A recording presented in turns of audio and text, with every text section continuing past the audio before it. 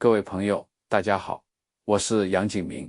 今天这段分享，我希望大家能静下心来，慢慢听，不要急着下结论。我知道，现在一提到穿什么颜色能影响运势，很多人第一反应就是这太玄了，这是迷信吧？但我常常说一句话，如果你真正了解一点阴阳平衡的道理，就不会轻易说别人迷信。如果你稍微接触过一些医学、能量学，或是观察过宇宙自然的运行规律，你会发现颜色从来就不是一件小事。我们先从冬至这个日子说起。冬至是哪一天？是每年的12月21号前后。这一天是一年当中黑夜最长、白天最短的一天。在传统文化里，这叫阴极之至，阳气始生。换句话说，这是一年里阴气最盛，但阳气也开始悄悄萌芽的那个转折点。你要是只把它当成日历上的一个普通节气，那它就是个日子；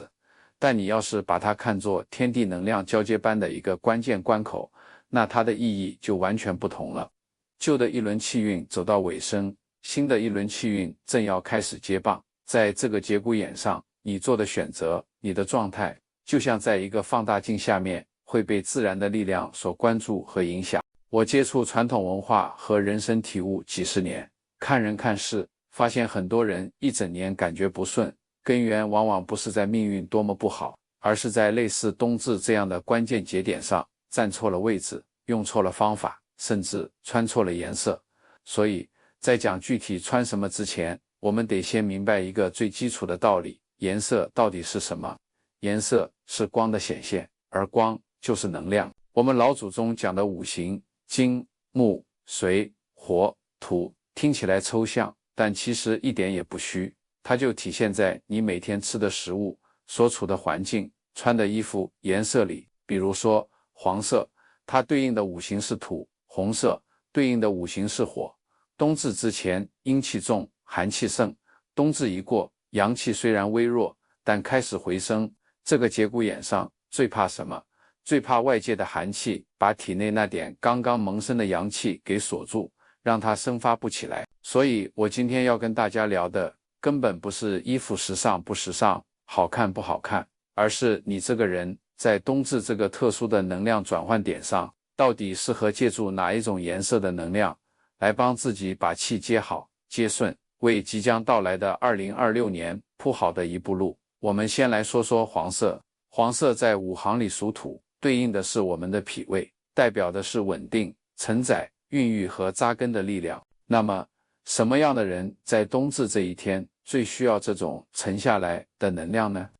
就是那些在过去一年里被各种事情压得喘不过气，感觉心浮气躁、思绪杂乱，钱财好像左手进右手留不住，家里总有些琐事烦心，身体呢又总是虚虚的，吃点补品好像也吸收不了的人。这类朋友在冬至这一天穿黄色，本质上是在帮自己定盘。请注意，我讲的黄色不是那种特别扎眼明亮的荧光黄或亮黄色，那是散气的。我指的是温润的柔和的土黄色、米黄色、驼色、咖色这一类像大地一样沉稳的颜色。你穿得太跳脱，气就稳不住。记住一个比喻，土要是飘忽不定，万物都无法生长。有6个生肖的朋友特别容易在年底出现土能量不稳的情况，因此更需要在这一天借黄色的能量来稳住阵脚。我在和大家交流的过程中，遇到过很多属虎、属马的朋友，甚至有些属猴的朋友，一到年底就特别容易出状况，不是身体突然闹点毛病，就是家里或工作上有些突发问题。为什么？因为一年忙到头，就像烧了一把火，不停地用火拼搏、冲刺、耗神，把代表根基的土能量早就掏虚了。冬至这一天，如果还不知收敛，继续用红色这类属火的能量去猛冲，那么到了第2年春天，肝木生发的时候，所有积累的问题很可能就一起爆发出来。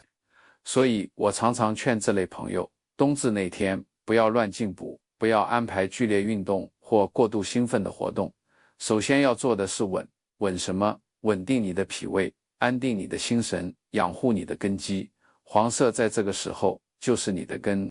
接下来我们说说红色。很多人一听到红色就特别兴奋，觉得红色喜庆、热闹、招财。我要告诉你，红色真不是人人都能随便穿的。红色五行属火，代表的是发动、冲刺、热情和燃烧的能量。如果你本身气已经比较虚了，能量不足，再盲目的去点火，那可能不是招来喜事，而是引来虚火上升的麻烦，比如失眠、口干、烦躁。那为什么我今天还要特别指出，有5种人必须在冬至这一天穿红色呢？因为有些朋友的问题，恰恰不是火太多，而是身体里的那团火根本点不起来，气机沉在下面，整个人像一潭死水，缺乏活力。你跟他讲再多道理，他都好像动不起来。这种朋友，如果在冬至这个阳气出生的日子，还继续穿黑色、深蓝色、灰色这些暗沉、速水的冷色调，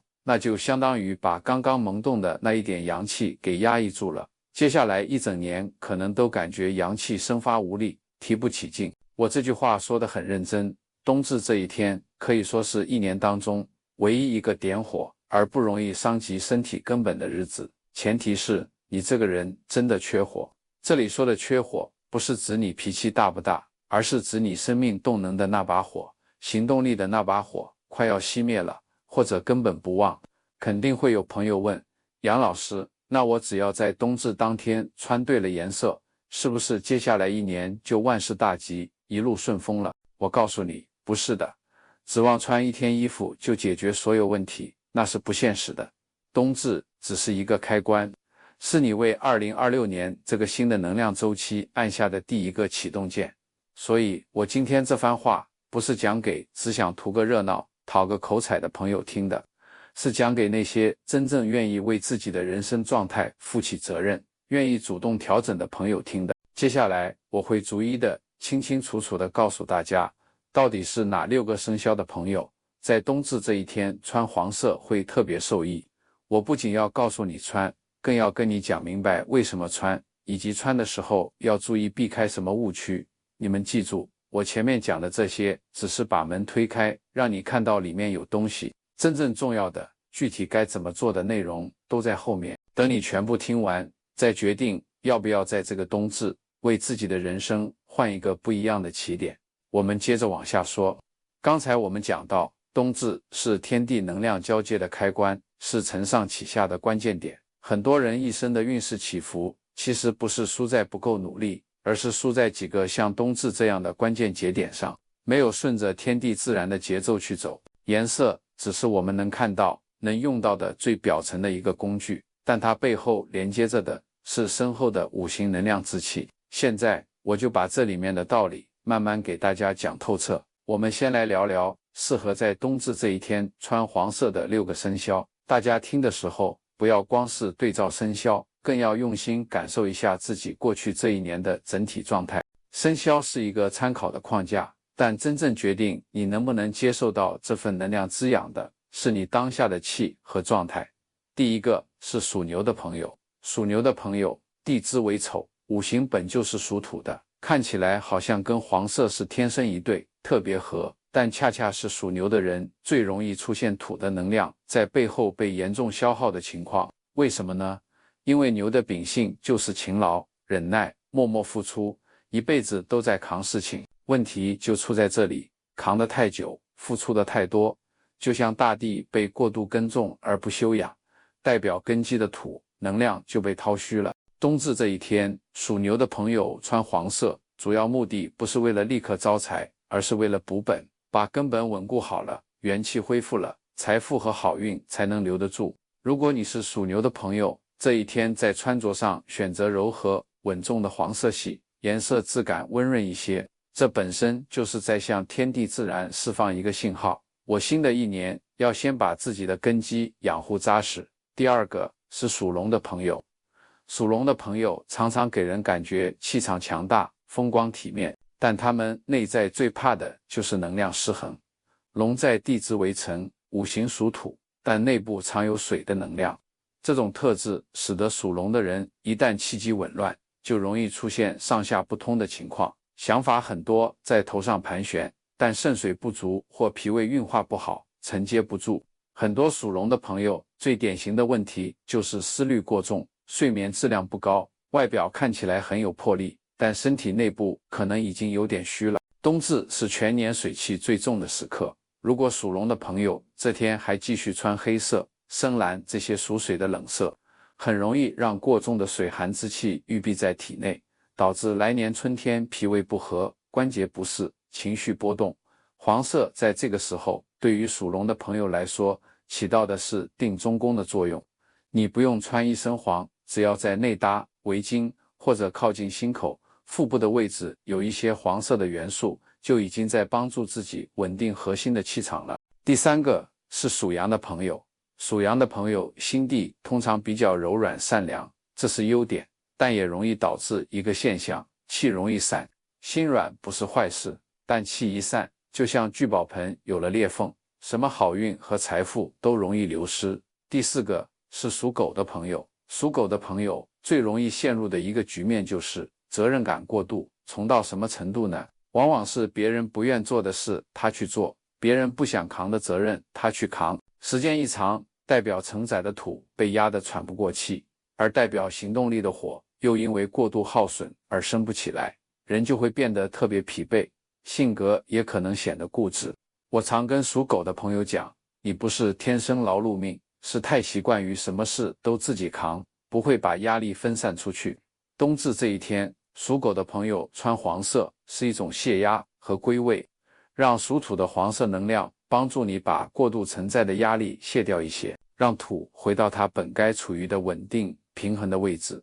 而不是一直当那个垫在最底下的基石。第五个是属猴的朋友，很多人觉得属猴的朋友聪明机灵，反应快，应该没什么烦恼。错了，属猴的朋友最大的问题恰恰是气太活，太跳脱，想法一个接一个，行动也快，但根基不够沉稳，一旦遇到大的环境变动或压力，最容易内心慌乱，做出错误判断。冬至是极阴转阳的关键时刻，气场本身就在剧烈转换中，如果属猴的朋友这一天还穿得花花绿绿，颜色过于鲜艳跳脱，就容易加剧气场的浮动，导致来年心浮气躁，决策失误。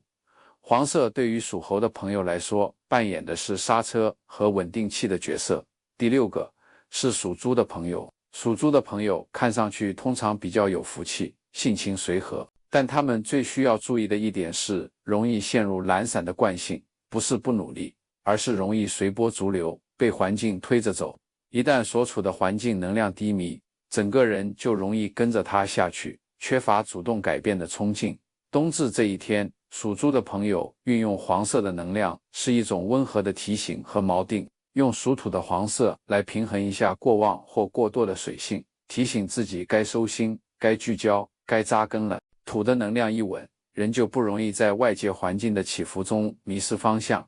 才能更好地把握自己的节奏。以上就是这6个生肖的朋友在冬至这一天可以参考运用黄色能量的原因。记住，核心不是穿的面积越大，颜色越鲜艳越好，关键是对位，是让你感觉到沉稳、安定和滋养。讲完了黄色，我们接下来要重点说说红色了。在开始之前，我必须再强调一句很重要的话，红色在冬至的语境下，首先不是喜庆色，而是启动色、生发色。这就好比开车，如果你的车本来就在高速飞奔，再猛踩一脚油门，很可能导致失控翻车。但如果你的车陷在泥潭里或者熄火了，那么这一脚油门就是救命的关键。那么到底是哪5种人在冬至这一天必须用红色来点火激活自己呢？第一种是连续3年都感觉运势在走下坡路的人。注意，不是偶尔1-2个月不顺，而是感觉趋势上1年比1年机会少，空间小，人越来越打不起精神，好像做什么都使不上劲。这种状态说明你生命中的阳气动能已经沉到了比较低的点。冬至是阳气出生的唯一契机，如果这一天不用红色的生发之力推一把，阳气可能就起不来，来年很可能继续在低谷中徘徊，难以翻身。第二种是身体长期怕冷、手脚冰凉的人。我这里说的是长期持续的状态，不是冬天偶尔觉得冷。如果你1年4季都比别人怕冷，晚上睡觉脚不容易暖热，这通常说明身体内部的火能量不足，阳气虚弱，无法温煦四肢末端。冬至这一天，在外穿戴一些红色，就像在身体外部点起一个小火把，有助于引导天地出生的那一点阳气进入身体，起到引阳入身的辅助作用。第三种是事业或人生处在明显卡关阶段的人，不是你没有能力，也不是你不努力，而是好像总有一层无形的屏障挡在前面，怎么做都离成功差那么一点点，无法突破。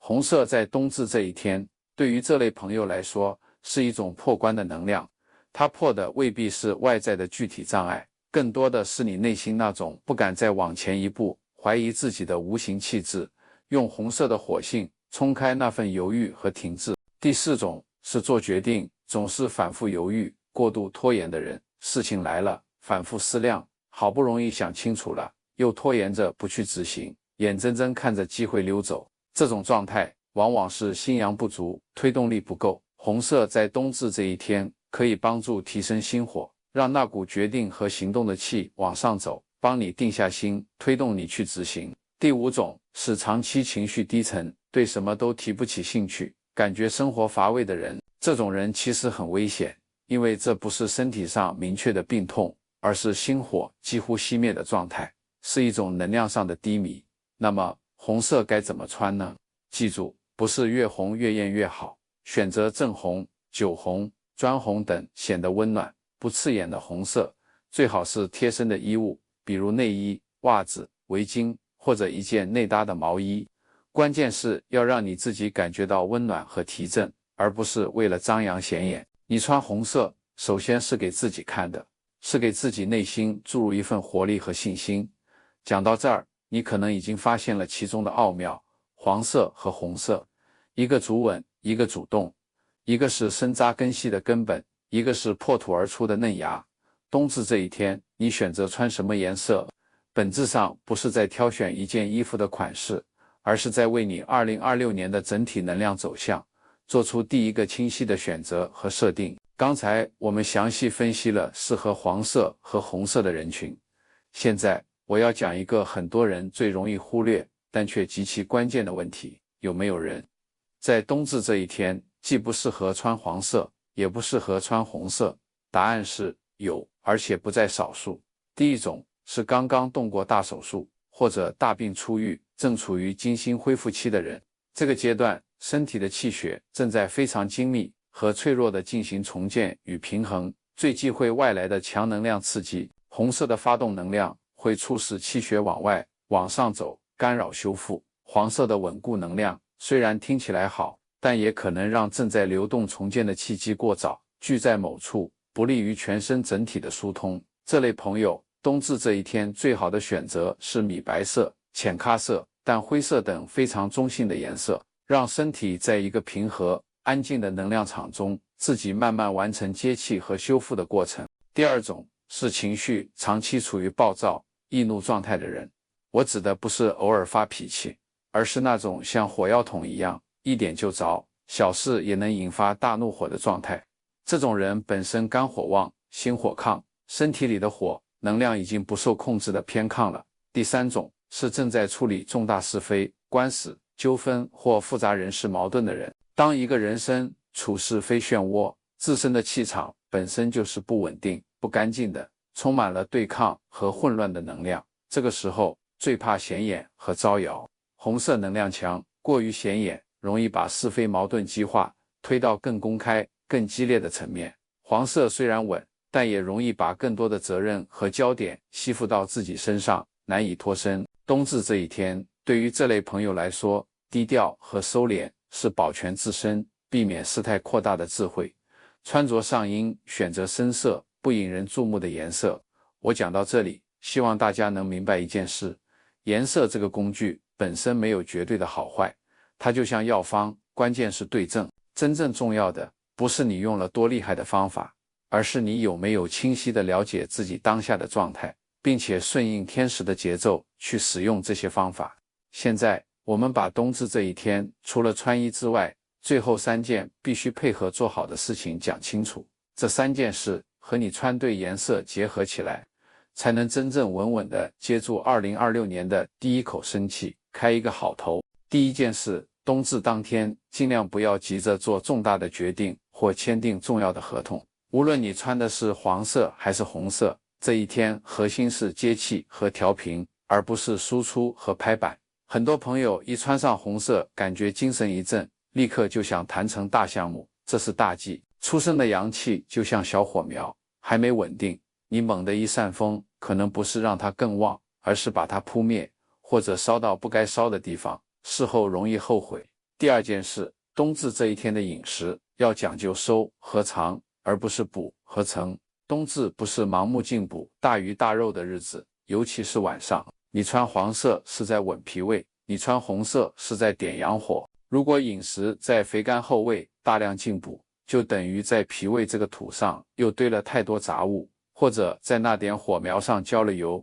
只会把气机搞得更乱。饮食清淡、温热，容易消化，吃7分饱，就是对身体最好的呵护。第三件事，冬至当天晚上务必早睡，这句话最实在也最有效。晚上11点前入睡，是在用行动帮助身体收藏、养护那一点出生的阳气。你衣服颜色穿得再对，如果这一天熬夜狂欢，消耗精神，就相当于把刚刚接引来的微弱阳气又耗散掉了，前功尽弃。命运从来不是一条将死不变的路，它是由我们每一个阶段的选择和状态一段一段连接出来的。冬至这一天，你如果愿意静下心来，顺应一次天地自然的节律，也顺应一次自己内心真实的感受，哪怕仅仅是从换一件衣服的颜色这样的小事开始，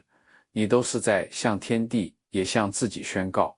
我准备好了，我要用一个清晰积极的状态迎接新的开始。你不需要迷信我所说的每一句话，但你只需要记住一个最简单的原则，能稳得住的人才有资本去发动、去创造，而能有效行动、获得成就的人，前面一定经历过扎实的沉淀和稳固的积累。好的，关于冬至这一天的核心选择，我们就先聊到这里。接下来，我们要谈一个更重要的话题，冬至之后紧跟着的30天，你该怎么去走，怎么去用，才能让冬至这一天穿对颜色所接引和启动的能量真正延续下去，滋养你的整个2026年。前面我反复在强调，冬至不是一天的热闹，它是为接下来一整年运势定调的起手式。你在这一天穿对颜色，只是走对了第一步，真正决定你2026年能量走向的，是冬至之后这30天，你有没有把这股出生的气用对、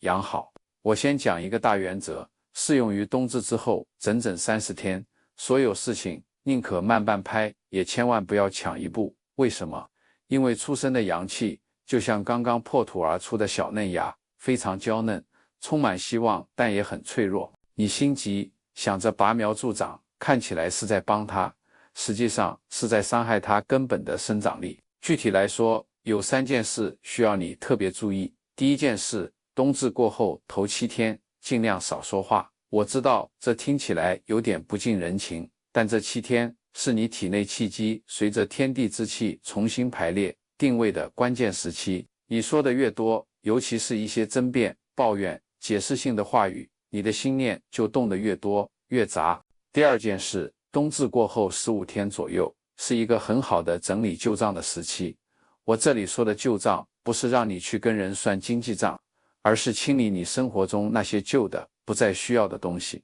你穿黄色稳住了土，但土里如果堆满了垃圾，新的有生命力的东西就种不进来，也长不好。第三件事，冬至过后30天内尽量只做熟的事。什么是熟的事？就是你已经有经验、有把握、懂得其中门道的事情。不要去轻易开启一个完全陌生、需要从头摸索的巨大新项目。不要突然对自己的生活做出180度的大转弯。这30天，你的核心任务是养气，是把冬至接引来的那点阳气小心翼翼地养大、养壮，而不是去拼命消耗它。现在，我把今天所有分享的内容给大家做一个收尾和梳理。冬至这一天，6个生肖的朋友通过穿黄色来求稳，5种状态的朋友通过穿红色来求动。稳与动，看起来是相反的方向，但实际上是一体的两面，是生命不同阶段的不同需要。我们很多人一生都在抱怨时运不济，我见过、分析过太多的人生轨迹，真正差的往往不是天生注定的命，而是一次次在运的转折点上没有做出顺应时机的选择。在不顺的时候，如果你愿意从一个节气、一件衣服的颜色、一种小小的生活习惯开始，为自己的人生方向做一次微小的、积极的校正，那么你已经比大多数停留在抱怨中的人走在了前面。我常说，刚开始接触这些学问的人喜欢看风水的布局，再深入一点的人开始懂得看时间的重要性，而真正通透的人最终会明白，一切的根源在于看自己、了解自己、调整自己，顺应自然。冬至是时间老人给你的一个善意提醒，这个提醒你接收到了，并且愿意去尝试，那么改变就已经开始。我是万物智慧的杨景明，我们下期再见。